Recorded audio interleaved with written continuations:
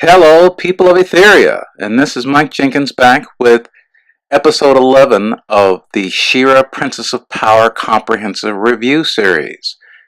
Today, we have Netossa, one of the holy grails of the Princess of Power vintage toy line. She is one of the last figures to be released in the toy line in the third wave in 1987.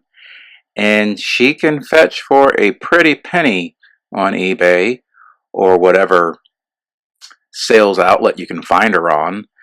Spinnerella, her counterpart in the 1987 wave, tends to be the most expensive. I've seen Spinnerella go anywhere from $800 mint on card. Netossa herself tends to go for a wee bit less than that. Probably $380, $400 mint on card is the most I've seen for Netossa. Probably as cheap as $120. Either way, in my opinion, that's a steep price to pay. But of course, that comes from the simple fact that with Wave 3 in 1987, that was the last wave of the vintage Princess of Power characters, or Princess of Power toy line. And so as the toy line was winding down, releases for the figures tended to be limited. And so not as many of them were out there, and they're just harder to find. And less people have them in their collections nowadays. So it's just, a high demand for a quantity that's just not there. So you have those high prices for the rarity. So we are here with episode 11. We're going to talk about Netossa. There is not much there for Netossa because of the fact that she was part of the last wave. But there are interesting little tidbits of information that I'll share with you, and so here we go. Netossa was released in the limited third wave of 1987. Her stand-in name during development was Annetta, and that's according to the Sander brothers, who released that information in their awesome panel at PowerCon back in 2016. Her packaging labeled her as the captivating beauty, and that was very appropriately reflecting her action feature, which focused on her voluminous cape that could be removed and used as a net. Her cape had a drawstring. You could wrap characters up in it and pull the drawstring and capture them in her net. She was introduced along with her counterpart Spinnerella in the mini-comic Where Hope Has Gone, which was the last mini-comic in the vintage Princess of Power toy line, and it's notable for introducing Light Hope as a character in the toy line continuity, as well as introducing the Horde Troopers.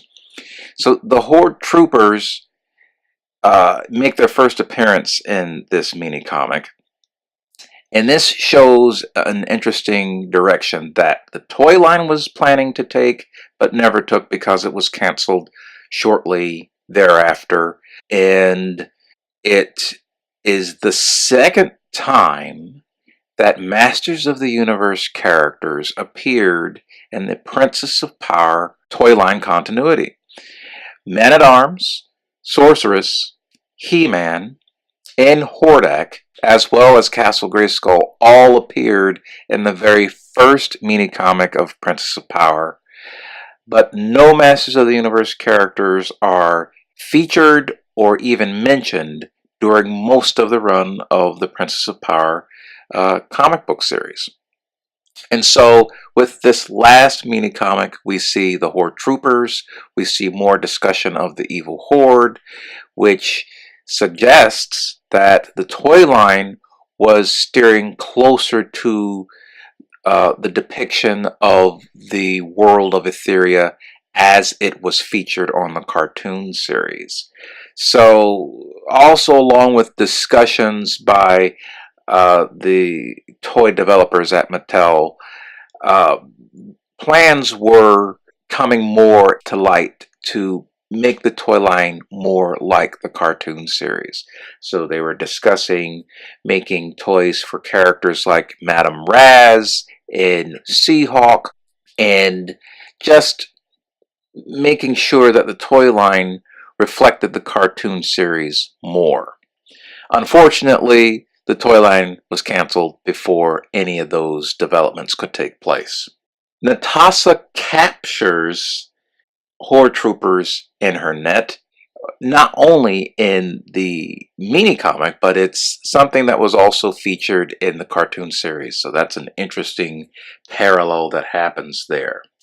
She appears in the 5th She-Ra magazine in the story Catra's Big Surprise. And it's here that she shows off her signature move with her partner Spinnerella. Both of them together have this spin and capture technique that they use to dazzle and wrap up their enemies. Together, Spinnerella and Netossa rescue the gifts for the Winter Wonderland annual festival from the vile feline troublemaker that stole them in the first place. In the cartoon series, she is voiced by Diane Pershing and appeared in 4 episodes of the short season 2. Both her and Spinnerella hail from a far-off land, and they refer to each other as sisters. Here's Netossa from the vintage Princess of Power 1987 toy line. She was a difficult find for me. I did get this for Christmas a couple years back, and from what I was able to discover, I got her for $40. So this was a super lucky find for me, because to get this figure for that little amount is quite a big deal. I got her loose. I did not get her shield or her comb. She was released with a white shield and a white comb, but I was not able to get either of those pieces with this figure. And of course, she's loose, so that does contribute to her price being lower than you would expect. But to get her face mask, her cape, the cape comes with the wing frills. The armor snaps on and includes the dress and the netting there. She has the typical articulation in the arms, the waist, and the legs, and she has the ball jointed neck joint that allows you to tilt her head. I am not going to touch her, mostly because of the rarity of the figure, but she is in good condition. And she is a tricky find, so good luck to you if you are seeking her out. Masters of the Universe Classics Netossa was released in 2013. According to her bio, her name was Vivian Rodretta, and she was released with her shield, her cape, and she features a mostly Filmation-based design. She does have details that are taken from her vintage figure. So her gauntlets have details that are taken from her vintage figure. Her bodice and her boots also have details that are taken from her vintage figure. Interestingly enough, for Netossa and her costume design, she essentially takes her designs, or much of her design, from Peekaboo. Peekaboo had the same gauntlets, the same bodice, except for on Netossa here, she has that blue frilly armor that Peekaboo did not have. And the boots also come from Peekaboo. Interestingly enough, for the Masters of the Universe Classics line, another figure in the Princess of Power lineup used the same boots as Peekaboo and Netossa. Mermista uses the same boots, and one of my friends and listeners, Jeff, made a point to point this out to me, so I said I'd bring it up in this video here. Mermista has the wrong boots in the Classics line. She reuses Netossa and Peekaboo's boots, whereas in the Vintage toy line, she actually had her own unique design.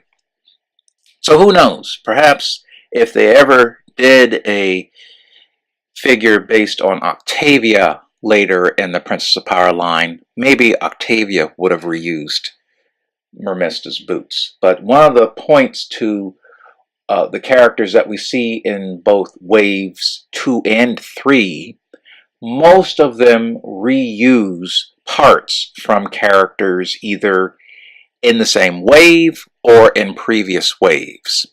So Netossa made the point of reusing Peekaboo, and she did a pretty bang-up job doing so.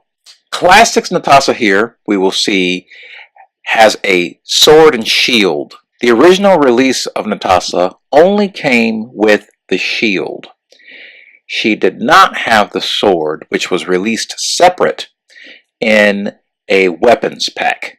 The reason she gets this sword is that in the original Vintage toy line, Netossa was intended to be released with a blue version of the Bubble Power She-Ra sword.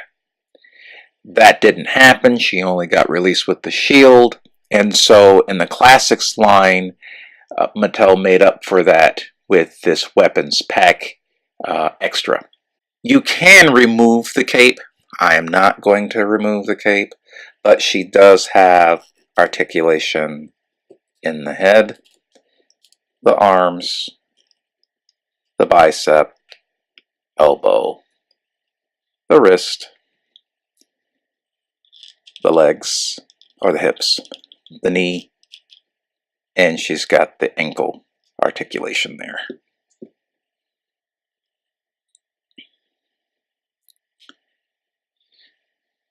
I say Netossa is a more than welcome addition to the Classics toy line.